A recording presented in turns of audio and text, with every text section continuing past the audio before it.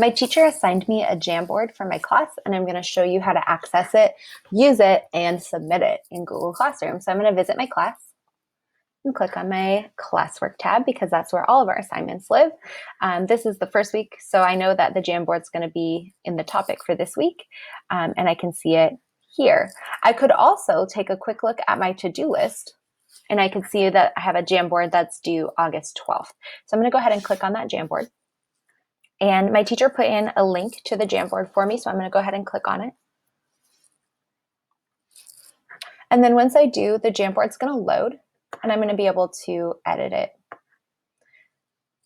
So on this very first page, it says add an image that represents you, put a sticky with your name and why you chose it. So I need to add an image on this one. I'm going to click on the little menu bar on the left, and there's a picture. It's like a box with mountains in it. And I can decide if I want to upload an image from my computer that I have saved. I can Google image search. If I have photos on my Google Drive, I could use that. I'm going to use Google image search, and I'm going to put a picture of a ukulele because that's what I've been learning to do this summer is practice the ukulele. And now my picture's here. I can use my clicker to move it around. I can make it smaller. I can tip it to the side if I want to make it look cool. So I'm going to put this here. And they also asked me to insert a sticky with my name and why I have chosen it. And so on our little left menu here, the sticky is the kind of like piece of paper looking thing. I can choose the color and I'll put my name like my teacher asked, and then I will say I chose ukulele because I have been practicing this summer. And I'll say save, and then I can say cancel to close that screen, and I can move my note around. I can make it bigger, just like I did with my image. On this slide, my teacher has asked me to draw 2 ways to represent 10. And so I'm going to use the pen tool on the left, and I can see like some work left from before. So I'm going to go ahead and erase it. Doesn't have to be perfect, but I can click on the pen.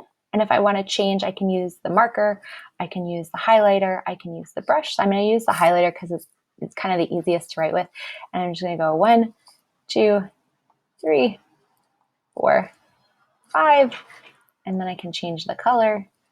And that's this. And then I can do my second group of 5. 1, 2, 3, 4, 5. And then I can go back and I can do this.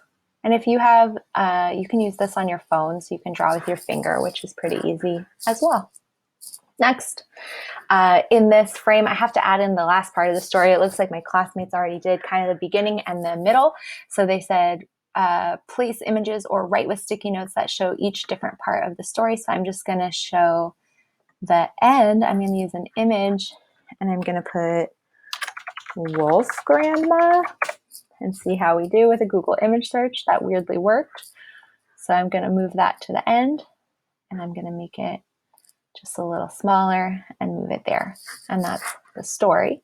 And then finally, I need to finish this sort. I need to annotate the parts of a microscope using the sticky or the stylus. So I need to figure out which is the objective.